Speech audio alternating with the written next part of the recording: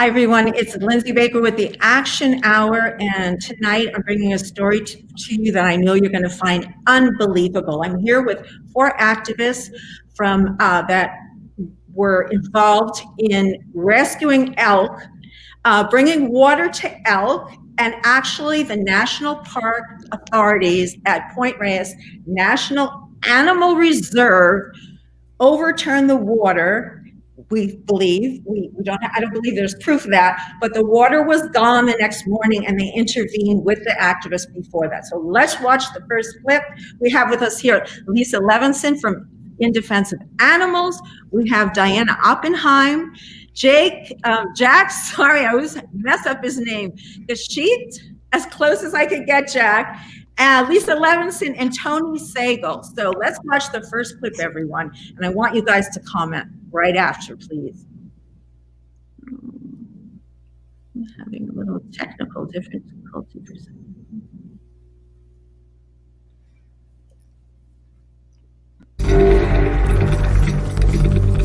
This is dry as death valley with cracked earth. We're going to put it on one side, off the center of it. Hopefully it'll go there.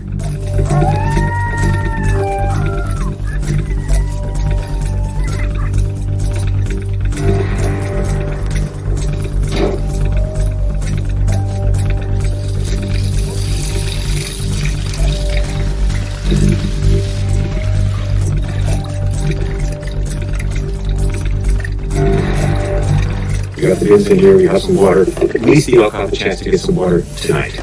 I don't think they're going to learn about this tomorrow, maybe in a couple days, but the fog is in, we're out here in a beautiful place, elk have water, successful. All right. So from that first clip, this looks so inspiring and so, encouraging that we were actually able to get water to the elk. But who wants to start off and tell the story? Now, Tony, I know that you are a documentary filmmaker and that you filmed this whole thing. This is your footage, and it's amazing footage. It was so compelling to watch. So were any of you actually there? Jack, you were there, right? Maybe we'll start with you, and let me take that logo off your head. But go ahead and start. Go ahead, Jack. Hi, thank you, Lindsay, and thanks to my other elk and animal supporters and wildlife defenders who are in on this call tonight. So just for the record, it's the Point Reyes National Seashore, which is approximately 71,000 acres, the largest, closest to the Bay Area National Park. And within that, there is a Tule Elk Reserve, thousands of acres. Diana of 4 elk actually would be more accurate with the exact numbers of acreage there, where the animals are actually, I mean, it's great that they're there, and the Park Service helped create that reserve years ago, but they are still in a large enclosure. And now this is a drought. They're not getting adequate water. Of course, the Park Service denies this, but we have other activists involved in this, another professional photographer, in fact, there are many involved, who have been documenting at least now up to 18 dead wild elk inside a national park. It's technically a national seashore, but it's a national park unit. And wild animals should be free in a national park. If they're not free to roam and to take care of their own needs with food and water, the basics, in a national park unit, we're really doomed as far as wildlife and wild lands in this park unit. So we just took matters into our own hands. We're not doing anything about it. We'll talk more about this, but in my opinion, and I think some of the other activists here as well, they actually want some to die. Not actively shooting them yet, because that would be awful public relations, but by not allowing them access to food and water. So we brought water in. And then, of course, someone... We're going to get into that in a minute. Let's watch another clip.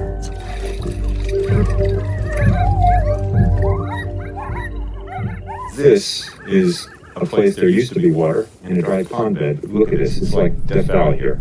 And this has been this way for months now. There's the other trough. So we've got 2 of these spaced out so if animals can get in here. If they smell it, if they come, we don't know that they will, but we have to try something.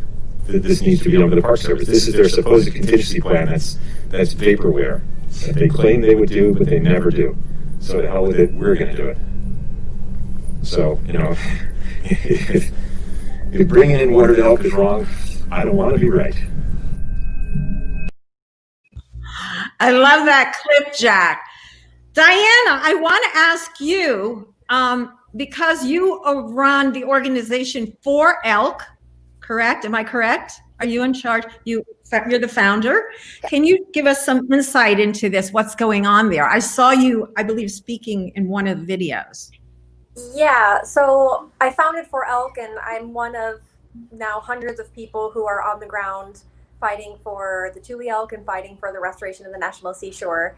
And what you're seeing in this video, you know, I think a couple things to really clarify for people is that, as Jack said, there's a peninsula in Point Reyes. It's the Tule Elk Preserve. You have the ocean on one side and Tamales Bay on the other side. It's about 2,000 acres, and it's actually the largest herd of Tule elk in the world. So there's about 430 some elk, and they're trapped behind an 8-foot fence, as Jack mentioned. And so the Park Service claims that they have a hands-off approach to wildlife. So they wouldn't necessarily want to provide water to the elk because they believe in hands-off approach to wildlife. And we're kind of saying that, well, if there's a fence there preventing the elk from roaming to get water, then it's not a hands-off approach. And several years ago, we sort of witnessed a mass die-off in that same preserve. In about 2014, 250 elk died due to lack of water, and malnutrition. And so what we're seeing happening again are the red flags that there will be another mass die-off. And so we've been working with the Park Service unsuccessfully, and a group of activists took it into their own hands to provide water to the elk. And so it's not uncommon to see dead animals in the wild. It's a natural thing, like death is a natural thing. But what we're noticing is that this is not normal. So we have people who are very familiar with the area, very familiar with these elk herds and their behaviors. And what they're noticing is very strange behavior. They're noticing completely dry water beds, as you saw in that video clip. And they're also seeing elk who are sort of like, there's some mud in their mouths, and they're just dying at sort of unnatural and very quick rates. It's likely there are more, but we have only confirmed 18 dead at this point. So we're just sorry to interrupt you, but when you say there's mud in their mouth, that would indicate that they were so desperate they are actually licking whatever moisture they can find, and that is probably exacerbating. I mean, I'm not a doctor, but I would think that would make them go, faster. Something like that. I mean, why would they have mud in their mouth? Do you have any idea? Yeah, I mean, I don't really know exactly, but it kind of seems like if they are thirsty and the last little bits of water are in mud puddles, that potentially they were trying to get the last bits of water. That is definitely, like, I'm assuming that's what happened, but of course, no one really knows. No, right. We don't know for sure. Let's watch the next clip.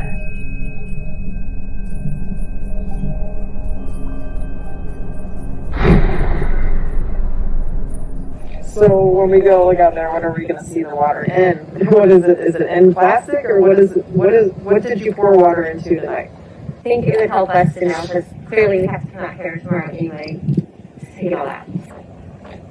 Fencing and the cows are a million pounds more unnatural and unhealthy, killing the elk. Literally killing the elk. I'm not going to engage in the debate on all things that are going on greater in the Well, I'm not doing anything to harm the elk anyway. That's my point. And I know that's not, you've got to enforce the rules. I totally get it. I have respect for what you do. I'm just trying to help the elk and then go home.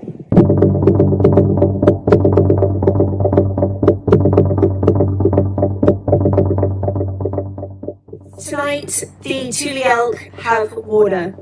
Very brave activists went and successfully managed to drop some water into Point Reyes National Seashore in the Elk Preserve, where elk are currently trapped without water for the last 4 months. Many of them have been dying. Unfortunately, the park rangers and the sheriff, at the behest of the dairy industry, came, and we expect that they will be actively removing the life-giving water from the native wild animals, the Tule elk who live there. Oh my goodness. It's hard to believe. It is hard to believe that they would actually remove the water. I mean, it just seems like what you said, Jack, earlier did not go unnoticed, that it would appear, we can't prove it. And again, we invite the Park Services on at any time, or any other individual mentioned in this video, where we'd love to dialogue with them.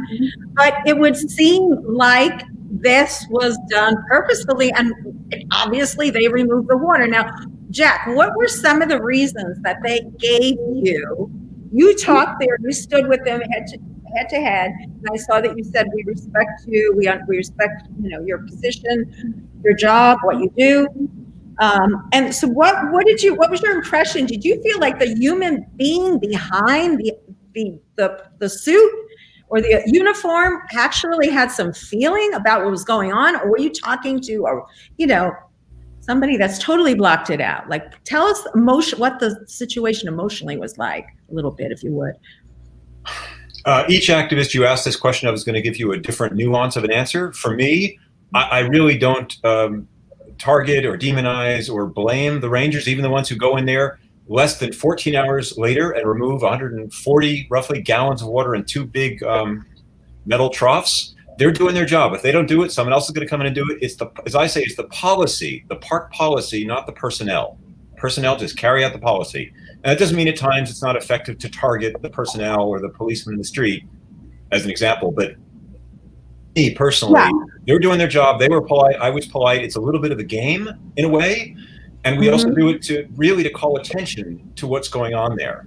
And I just want to say, I was going to jump in. The bigger picture is, well, why is there a fence in the first place? Why do you fence the wild animals? And that's the bigger picture immediately, which is that's done to support businesses with cows, 5,600 cows, and in the entire park, which is not just the reserve, but a couple smaller free-ranging herds, about 700 elk. 700 elk, and there you go. So may I say that word out loud, by the way, that you just flashed? I'm not sure your profanity. I don't know what word you're talking about, but you can, No, it's a serious question. It's talking about the brown stuff that is polluting our environments. And let's use the technical term. There are millions, literally 10 million gallons per year of cow feces and urine polluting that park, and that's the private business. That's not a joke. Beef and dairy, and that is why there are fences holding in wild animals inside a national park unit, and that has got to change. That's the big picture. It's not only getting water to the elk, which we should do immediately, but we activists can't possibly provide adequate water to hundreds of elk. Only the Park Service can do that, so we press on them as well. And we'll talk strategy at some point, but I don't blame the rangers. They're just doing their job, but it's Park Service policy that has to change. Now, I wasn't trying to demonize them as well, but I'm saying, how can a human being knowingly, I don't know. Lisa, IDA, you guys have been, In Defense of Animals has been working on this for quite some time. Can you address this and give us your perspective, please? Sure. Yes. So In Defense of Animals, we are in complete support of the activists who really took a lot of risk to go out there in the evening and to do this noble act of giving water to the elk. We were there in observation and we support them. We have an online petition that goes to our supporters and out to the world to urge them to support the elk and to oppose continued ranching at the park. And there's a big decision coming up. Actually, the California Coastal Commission will be making a decision in January, around the 13th through the 15th, whether or not to advocate or support the general plan amendment that was suggested by the National Park Service with this new plan that will actually involve shooting the elk. And so we put together a petition to oppose that and to encourage the public to speak out at this California Coastal Commission meeting to let them know that further inquiry is needed before approving this sort of plan that will actually be a death sentence for the elk. And it will continue to support ranching, which is polluting the park, and even the water in the area, the waterways, including there's a marine sanctuary at right at the base of the seashore. And all of this is in danger right now. Right. And we want to show another clip, and then we're going to get to speak a little bit with Tony next. I want to make sure I'm sure. Look at that.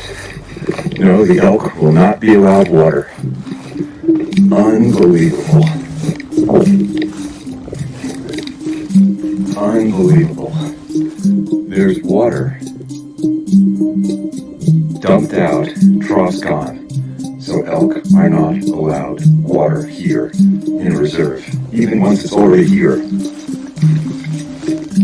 That isn't a policy designed to kill wildlife. I can't think of a better one other than shooting them. Oh wait, that's right. That's what they're going to do. To the free-ranging herds. The ones in the fence, they can't justify shooting. They'll starve out and deprive them of water. Even water that's already here. They just couldn't even leave it a day or two. This water is gone.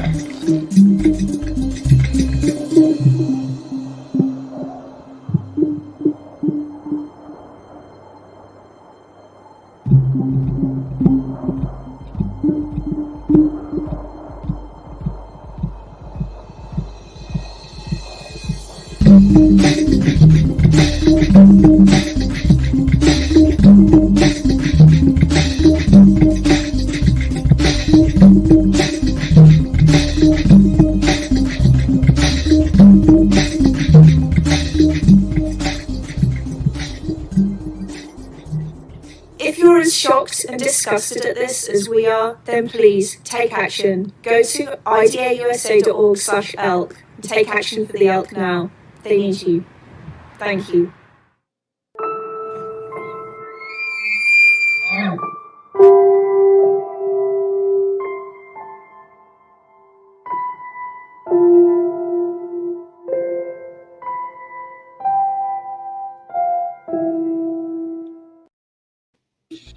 Okay, oh my gosh, so moving. Now we are going to get into two subjects. We're going to talk about shooting the free range ones that came up and the pollutants of it. But I do have a video that kind of sets up for people that are not as familiar. And please, everyone, if you're watching, and thankfully we have a pretty good audience, please, everyone watching, and we have, I think, Sarah Siegel monitoring for us, or she's going to be helping with monitoring in a little bit. But share this out as much as you can. Please have watch parties. This is what's going to get the word out.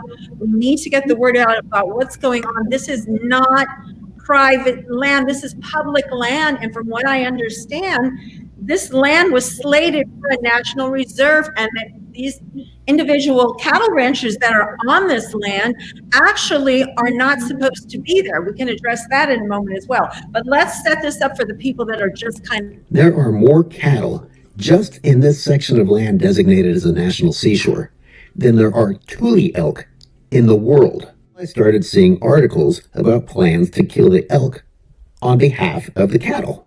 Apparently some of the elk were showing up on ranch lands and were supposedly creating a threat to the ranching business by eating grass and damaging fences. So these amazing native animals were being presented as the bad guys.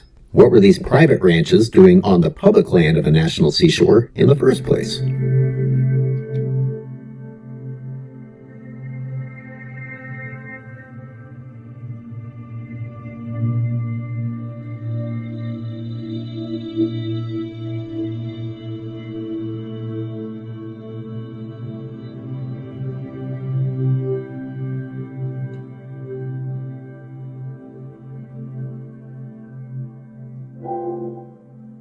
On the topic of water, one of the sadder stories I learned was that of the elk die-off during the 2012 to 2014 drought, during which the fenced-in animals were denied access to water.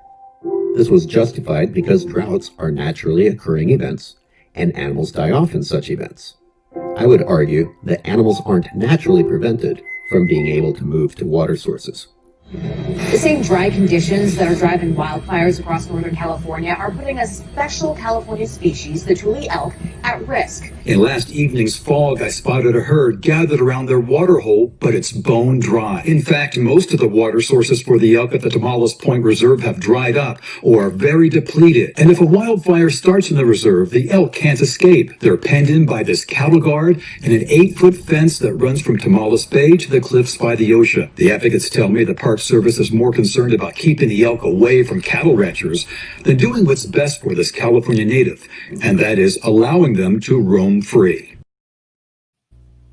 I mean, it's right there in the news for everyone to see.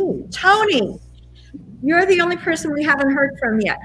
tell us, what was your experience like filming this, and tell us what you learned while you were doing so. Sure. So I've for the past year have been documenting the situation at Point Reyes National Seashore.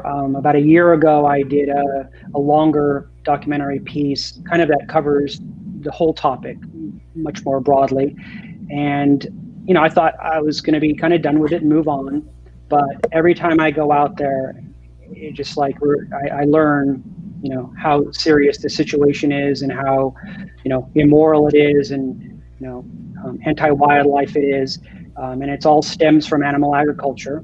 So I've done several shorter documentaries focused on different aspects of the situation at Point Reyes, and on this particular action that I documented about the water drop, I worked closely with Jack and planning it out and thinking about discussing strategies for filmmaking, types of cameras we'd use, and a lot of planning went into it that way.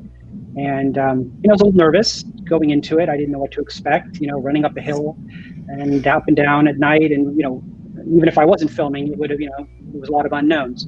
But just my experience being out there, knowing the situation that this is about, and that really helped. Kind of, I wasn't just the filmmaker coming from outside with the technical know-how. Actually, I'm very involved with issues and have done a lot of work around it in the past. Thank you very much. Lisa, tell us a little bit about how the pollution from this affects the area, affects the environment. And also talk about, if you would, like, if the Tule Elk die off, what is going to happen to that wildlife reserve? Well, the pollution in the park, so there are a lot of species of special concern and endangered species even in the park. There's a red-legged frog that is in these areas, and so when the ranchers actually they take the manure from the cows and then they basically spray it on the fields, and then when it rains, this manure goes into the waterways and it pollutes the water where the red-legged frogs are, and it also goes into the creeks and into the watershed, which dumps out into the ocean there where there's that marine sanctuary. So it is impacting even the ocean life as well. So the pollution is very serious in the area. The percentage of bacteria in the area is very high and worse than the standards that are acceptable. And then your second question, which was, remind me for a moment. My second question is, how is this well, my first question was affect the environment. I'm sorry, I actually forgot. I was trying to put up your links, but what you can talk about is on the website, where people can go and talk about the petition. That's really important as well. Oh, definitely. And right now. And I remember now, but go ahead. I'll tell you in a sec what I was going to ask you. Now is actually the perfect time to go and sign that petition. It goes out to all sorts of political important political people who can make the decision and impact whether or not this alternative plan is actually signed into a record of decision. So this is something that we really want the public to get out there and be able to have their voice be known. And if you sign that petition, it goes directly to the executive director of the California Coastal Commission, and also to many other important leaders and decision makers. So when you sign the petition, it will make a difference, and it will also help the elk. Right, and that URL is idausa.org/elk. And I'm trying to type it in. That's what I'm having trouble with. So the other question, it was about shooting them. Now you've got that right on the website. So talk about that for a moment, if you would. Yeah, so in the new plan that the Park Service is recommending, it's actually was started from a wish list that was provided by the ranching community there, and then it was put forth in this plan. There will be a lot of new fencing that's put up. Again, you saw how damaging the fencing can be for the elk, and also separating families of elk, which is really devastating. And in addition, the ranching, it continues to offer like the pollution in the area, and so what we're really trying to do is to stop the ranching. And there's quite a bit of history that is behind this, and the history of the area. Originally, these ranchers were paid off to leave their lands, and then through a series of different, what I'll call shady deals, they have been permitted to continue. And now what we're trying to do is stop this once and for all by preventing this general plan amendment from being signed and into a record of decision. Right, and I think I did get that link up for everyone to see here. Let me get that up for, oh, there it was. There we go. So there it is. So there's the link, everyone. Please go sign this petition. We really, really need your help, and you can help. And we have a lot of people on here that are angry. So take that anger and take action with it, and please go sign the petition and share the video. Diana, would you like to add some insight into what Lisa was just saying? I take that a little bit further for us. Yeah, so as Lisa, I mean, she covered so much. Thank you. Yeah. You can dive in a little deeper on any of those subjects. Yeah, of course. So the Park Service is releasing their they actually released their final plan, and it's going through, they have to jump through a few more legal hoops before it can become the record of decision.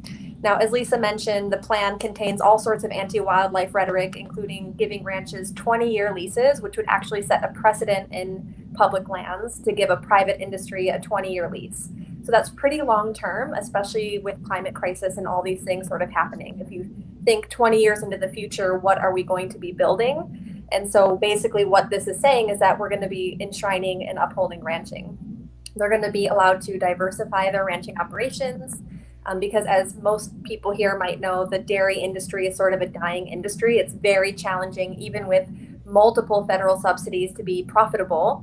And so these private industries are trying to expand and diversify their operations so that they can maintain profitability.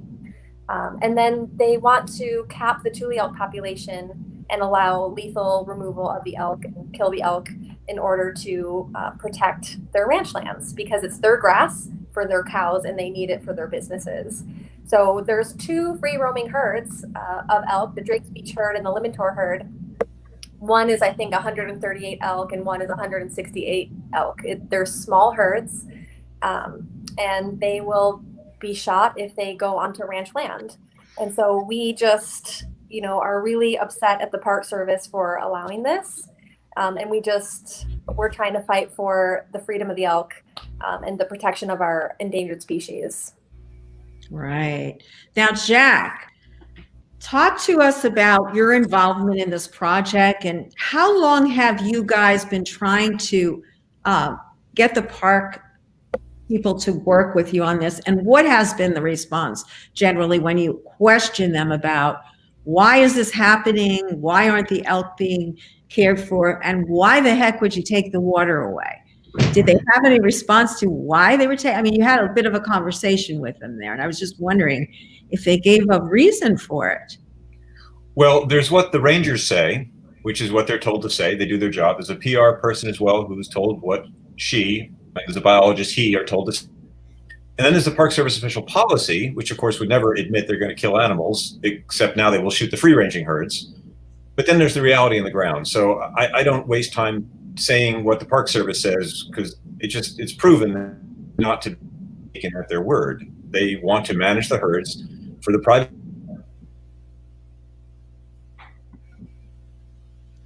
Oh, I think, Jack, we've lost him. Are you guys still here? Can anyone hear me? Oh, yes, we can hear you just fine. I think Jack's frozen. So what I was saying, I was trying to get to a point of what the rationale that they give, or what they give the public, the rationale they give the public. And I believe part of that is that it makes the cattle ranchers. Industries. It's just Okay, you were gone for a minute there, Jack. You're cutting in and out. So can you try to go out and come back in? So let's just see if he can. It's polluting so heavily. Oh, okay. Did you get me continually, or was I gone? No, you were totally out. So I was just addressing the fact, well, I got confused again there. We've got a lot going on here. Go ahead, Jack, hit it. Where did I get cut? Just start from the beginning, because you were in and out. Sure. So I've been involved in this just about a year and a half. I learned about it from Diana of Tule Elk, who has been involved. She'll tell you how many, 2 or 3 years, more than I have. She was a volunteer for the Park Service. You showed a clip of another documentary filmmaker, not just Tony Sagal, who's here with us now, but Skylar Thomas did a film called The Shame of Point Reyes, which I highly recommend. It's on YouTube for free. Yeah. Tony's wonderful 13-minute film is called The Betrayal of Point Reyes, and it has a very good overview of all the issues. The reason I get involved in this, I'm actually Tree Spirit Project, which is a forest advocacy group. Right. And of course, they're all connected, wildlife, animals, and of course, humans as well. I talk about interconnection all the time. But I got involved in this, my first animal welfare, animal rights, wild animal rights movement, because it's near me. It's in my backyard. I live in Marin County, where this park is on the coast. But also, in 1 minute, when you just say, a national park unit is for wild animals, right? Hunters will agree with you. People who want to shoot elk will say, yeah, in a national park, that's where we breed them so we can hunt them elsewhere, which you can do with Tule Elk, which is horrific, and I don't approve of that. But the national park unit, it's now about a third of the park is being devoted to these for-profit industries, subsidized by taxpayers. They've got sweetheart deals. That's why they don't want to. I remember what I was going to say. I was going to say that they say that the cattle ranchers are providing the revenue to keep the National Wildlife Reserve going, protecting all of the wildlife, not just the elk. I also, in the short time we have here, which is, only an hour, they have a whole history of, they're, and I don't want to repeat their, how shall I say this, misinformation. Well, we need to set it up for people, and that's why I'm asking questions. So if you could just kind of go with the flow and know that not everybody is following you through the whole story as far as you are. So we have to provide for them as well. So go ahead. So the ranchers and dairymen will make an argument that they're providing revenue to the county. And it's an infinitesimal amount compared to the revenue of tourism. It pays millions more dollars without, of course, tourism destroying the land. And the industries that supposedly benefit the land, first of all, they're being subsidized by the Park Service and taxpayers more than they contribute in millions. And they're destroying the very land they profess to be helping economically. It's complete nonsense. And as for they also make a cultural claim and a historic claim. These are modern dairies, make no mistake about it, with thousands of animals. They're nothing to do with the historic ranching history there, started by I think it's Spaniards, right? They came here first and were setting up dairies there. And there is an historic ranch. It's called Pierce Point Ranch, and there's no cows on it. You have the old wooden barns. They're not destroying the land. You can learn about it, read about it. And that's the historic ranch we all support. It's not a modern industry just using those terms so they can keep making their money and extracting resources and hurting wildlife and polluting the ocean and polluting the soil. I think we got your point, Jack. Let me go to Lisa for a moment. In fact, we lost Diana. So Lisa, you want to weigh in a little bit on this as well? Yes. Go ahead. So, I want to get your perspective. A simple way to describe this is it's very similar to what's going on with ranching across the country, is that when the cows are prioritized over the wild animals that live there, we lose the wild animals because we have wildlife services, for one, going in and killing the wild animals. And then we also have the land, the actual land that the animals are grazing on.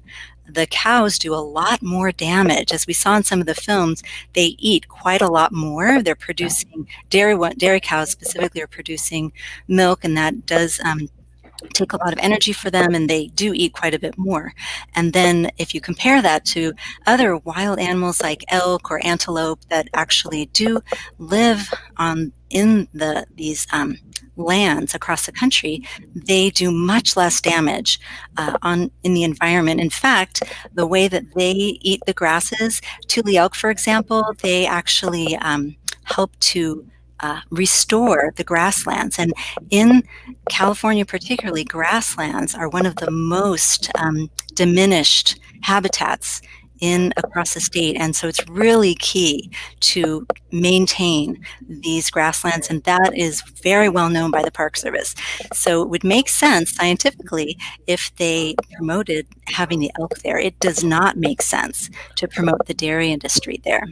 And I think that the land itself tells the story. You can see the side that the elk are on and what it looks like, and the side that the cows are on and the devastation. So right there, it tells you, I mean, the story's right there, which animal is destroying it and which animal is part of the ecosystem. So I want to bring Diana in now for a moment and let her weigh in as well. Diana, we lost you for a second, but can you just kind of, did you hear what Lisa was saying and about how it affects the big picture, and you want to just jump in on that? Yeah, so my sound was cutting out for quite a large part, and I caught the tail end of what Lisa was saying, and kind of one of the things I heard is the importance of the grasslands and the coastal prairies, and I think the number is that the California grasslands are less than 2% left, less than 2%, and they're also actually the most species-rich grasslands in the Americas, and especially if you're considering climate crisis and carbon sequestration, right? So if you, the carbon sequestration is one of the most important things we can do, because even if we stopped emitting carbon dioxide and greenhouse gases, the amount that's still in the air would continuously do damage for many decades to come. And so what we need to do is pull that carbon out of the atmosphere and get it into safe spaces. And so grasslands, specifically these species-rich grasslands, is one of the biggest carbon sinks. It's, I think, the equivalent, if not more, than old-growth forests. So this grassland, I protect the elk and I protect the animals. And when we do that, we also protect their habitats and their ecosystems. And as Lisa was saying, all the animals in the wildlife, they have functions. They're not destroying anything. They're actually supporting and upholding this beautiful planet that we live on. They're sort of our lifelines. And if you think about what's going on with the pandemic and the zoonotic diseases, more and more zoonotic diseases are being forth because we're losing our buffer zone between our human civilization and our wild lands. We're encroaching on wild lands, and these diseases are getting transmitted to humans. So, it's hard to see this huge picture and know what to do. So for me, I see a very tangible thing in Point Reyes National Seashore, saving one particular animal, the Tule elk. But when I do that, I know it's actually part of this huge fabric of fighting for environmental justice, fighting for clean air, for clean water, for all beings. Because if the wildlife goes, we all go. And so this fight is in solidarity with the entire climate justice movement, in my opinion. And, I think now is this time where we really have to fight every day for what the kind of world we want to live in. And the world I want to live in has elk, it has species-rich grasslands, it has biodiversity, and it has clean air and clean water. So, That's so true. And I know, Jack, you have some notes and you want to get into in a moment, but I just want to speak one more time to Tony here and let him tell us a little bit about his filmmaking and why you got into that and how you feel that it helps with conservation and your ideas and values that you want to, bring forward. Sure. Can you talk about that for a moment? Sure, yeah. So I began with biology and ecology. I studied ecology and evolutionary sciences for my undergraduate degree. So I come from a background of really understanding these issues. I wanted to be a wildlife filmmaker when I was young, and I taught high school biology and chemistry. So I come from a science background and understanding of ecology, and my mother was an environmental activist.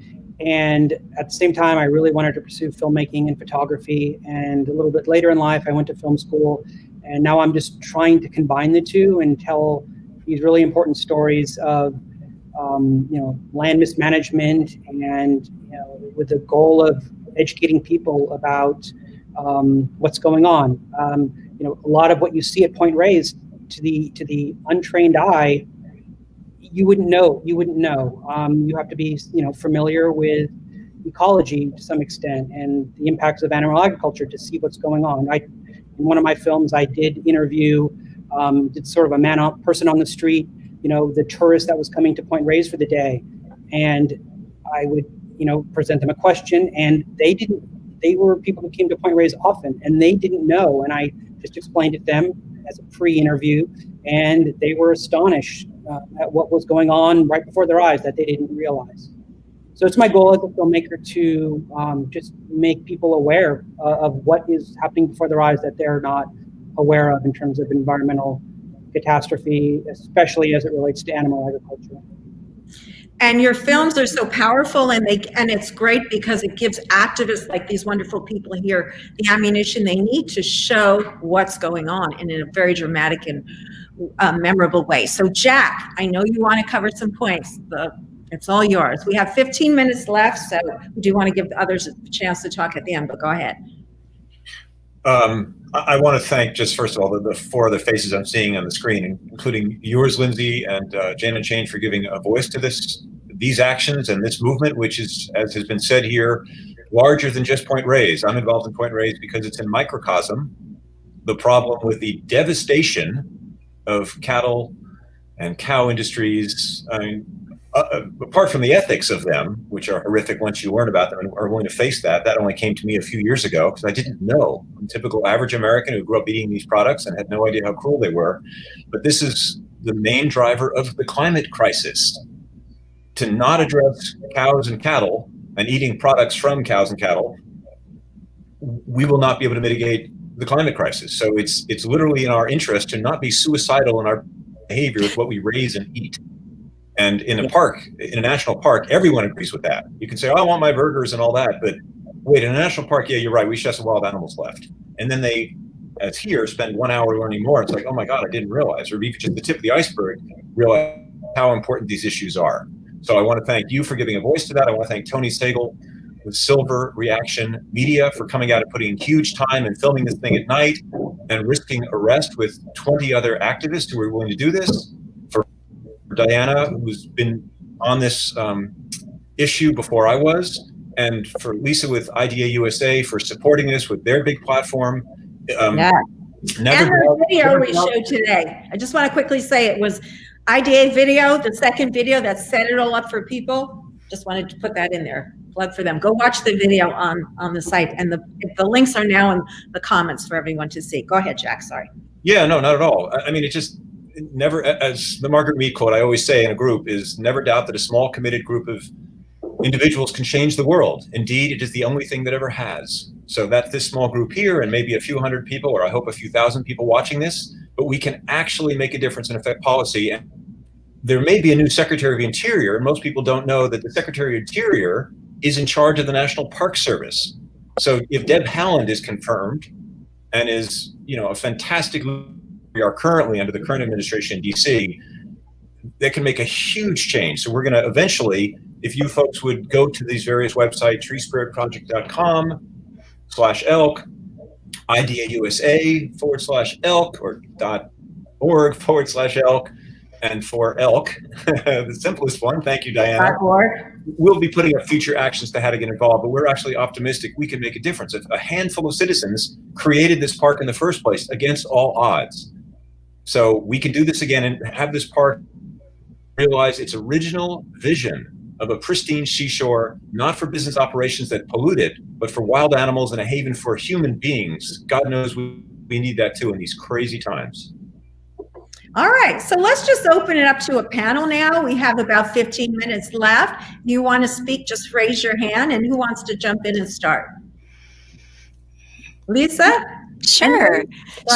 I'll jump in here. I think what Jack has set us up for is to really understand that this park is vital because it has the highest protections for animals, these national parks, and this is the only national seashore on the West Coast, so it's a very important habitat for the animals there. And if the wild animals are not prioritized in this national park, then where where are they prioritized? We only have on the globe 4% of wild animals left. The rest of the animals on the planet are domestic animals, farmed animals, human beings. So these precious 4% of wild animals left on the planet, and we have this opportunity here at the national park level here at Point Reyes National Seashore to protect these animals, especially the Tule elk who are endemic to this area. There were 5,000 Tule elk, or actually 500,000 Tule elk across the nation decades ago. Now there's just 5,000 left in the world, and the largest group of them is here at Point Reyes National Seashore. So this is our opportunity to protect the elk, and we want to see that the National Park Service does this. And it is our National Park Service, is that correct? So they do work for us, the taxpayers? So it would seem like a slam dunk, but I guess we have to take action ourselves, as you guys say. So Diana, can you just address for people that are enraged, as we see several people showing, these angry faces and saying, I can't believe this is going on. What steps can they take now? What are the steps? Yeah, so there are a few steps that we're working on, and we have to be very, very strategic because we're in the last crunch time. And so right now, the first task that we need to get done is to prevent the plan from being signed. And our best shot at getting the plan not signed is by getting the California Coastal Commission to say that the plan is not compliant with the Coastal Act. Now, we have plenty of scientists and lawyers that have said it's not, and we have a lot of data. And actually, this is a win because since October of 2020, so just in a couple months, we were able to get almost 20,000 comments to the California Coastal Commission on this issue, mostly around the Tule elk.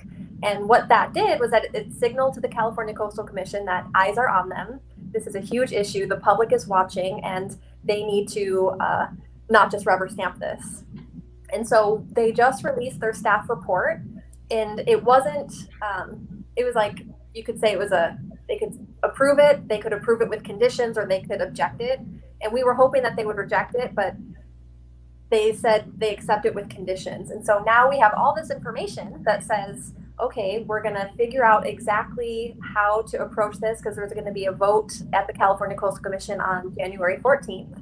So you want to give too much of your strategy? I don't want you to give away too much. Oh, this is not too much strategy. Trust me. There's a lot more behind the scenes there. So yeah. So there's it's because it's a public meeting on the 14th, and so we are going to continue to ask people to write the California Coastal Commission, and we will have some talking points, some new talking points on what we think will persuade them to go from a condition to voting against it. So we'll have all that information up as soon as possible.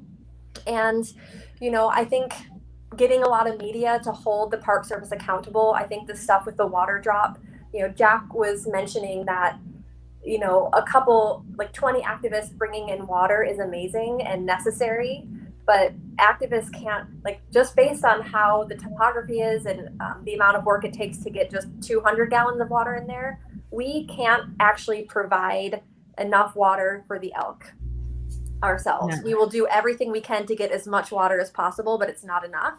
So we actually need the park's compliance. And so we need the fences down. And the only way the fences are getting down is if we get to phase out the ranching. So this whole plan to phase out the ranching and get the this general land management plan amendment not signed, then the next step would be, okay, what is a different vision for the park? So our first step is to keep contacting the California Coastal Commission, to share as widely as you can, because there needs to be a ton of public pressure so that the Park Service knows that they don't have to answer to just the ranchers, they have to answer to all of us. So we need to keep that public pressure high on the National Park Service. Okay, Jack, anything else you want to add in now as we're getting down to our last moments? Yeah, I guess most people don't know, by the way, that the ranchers were paid to leave the land. In 1962, when the park was formed, over a series of years, they were paid the equivalent of $350 million in today's valuation to leave the land in 25 years, which ended in 87. They were supposed to be out of there. And now they stay, and they've lobbied using their considerable lobbying power, political power, to stay and to continue to degrade the land. So they'll make claims, oh, well, they're not technically breaking the law. They keep lobbying the government to make concessions to get them to stay longer. And now, as Diana said before, they're lobbying to stay 20 years, which is just absurd, wrong, and a horrific precedent. So again, I'll just end by saying, if folks care about this issue, we really need citizen involvement, as Diana said. ABC TV News might be running a story on this. I don't think that's, it's okay to give that away. Tomorrow night at 6 o'clock, we'll know for sure. The reporter is doing a follow-up on this story, which is, if you watch from like 6 to 6 o'clock or 6:05, they'll probably have a teaser if they're going to run it. The more public is involved, the more activists are involved. Eventually, there will likely be lawsuits. It's a big deal, and we can win this, absolutely, if people speak up for what's important, which is the climate crisis, which is going on right here in microcosm in the San Francisco Bay Area, which should know better. Exactly, you would think that. And then is it also going up into Oregon as well? Because I know there's a lot of elk in that area as well. And they seem to have been protected. I'm not sure. I don't know about that, but we should probably check into it. But the thing we want to tell people is there going to be any opportunities other than what we have for that petition to sign where people can go and get the list of, actually, I believe it's already set up, isn't it, Lisa, on IDA USA? All the phone numbers are there.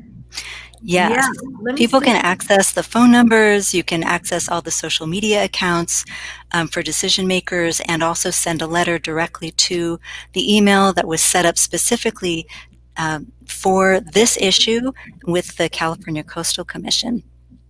Right. So they just go to idausa.org/elk, and the petition's on the right, and then you scroll down and there's a big long list of phone numbers, and we need you to keep calling. Is that what you were saying, that they need, Diana, they need to keep contacting them? Yes. And sign the petition, share. What else? Do we have anything else they can do, Lisa? Well, one thing I wanted to mention is that the elk, they're fenced in, and this is part of one of the issues that we're objecting to. There's plenty of water for all of the elk at Point Reyes National Seashore, but the perennial streams are on the land that has been designated for ranching. So they can access water. If there were no fences, they would have water. But because of the fences, they are prevented from getting water. And that's why there have been many actions to deliver water to the elk, and that why Diana is also mentioning we want the Park Service to be held accountable. They said there was a contingency plan that they had for providing water for the elk, and they have not followed up on their promises. Yeah, we've seen that in the film. The contingency plan was just ground that was just scorched over, clay that was just dried up and scorched and horrible.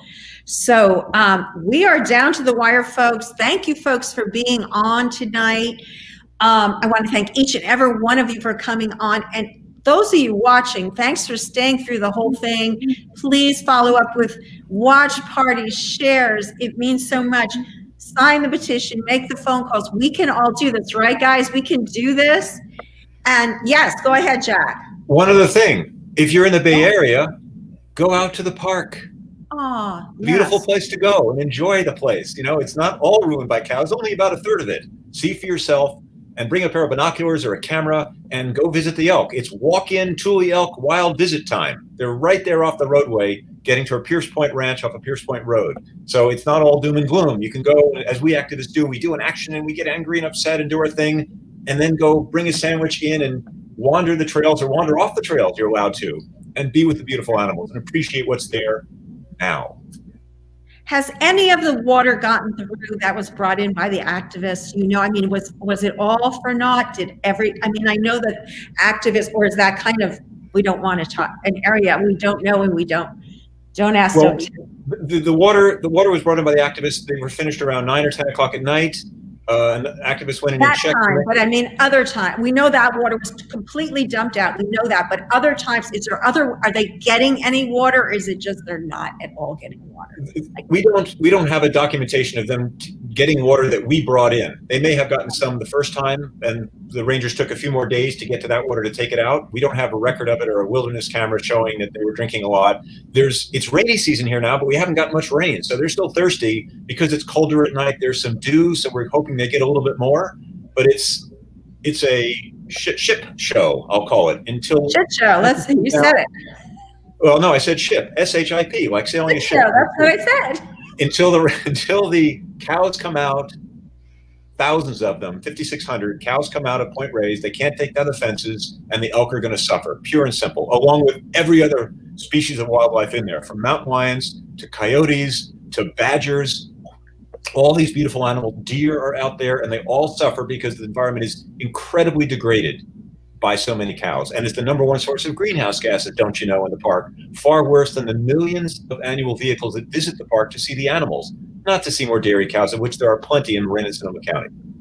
There's one more point I want to bring out, that actually part of the old fencing that was supposed to have been taken down was still up. You can watch the videos on this that were done by Skylar Thomas, and you'll see that the fencing was not taken down. It's overgrown, and many animals, including the elk, are getting caught in there and dying devastating, horrific deaths. So we've said everything we can, folks. Please help. Thank you all for being on. We will continue to bring this story to you. Watch for the story on the news tomorrow night, and please take action. Thank you, Lisa. Thank you, Diana, Tony, and Jack, for being on tonight. It means so much, and I know that we're going to help, and we're going to make this happen. We're going to help the elk. We must. Thank you all. And good night, everyone. Thank you for watching. Go ahead, Lisa. Thank you, Lindsay. Thank you so much to Jane Unchained. Thank you. Bye-bye, everyone. Yeah, thank you so much. Thank you, Lindsay. Thank you, Jane Unchained. Guys, stick around. We're just going off. Don't leave.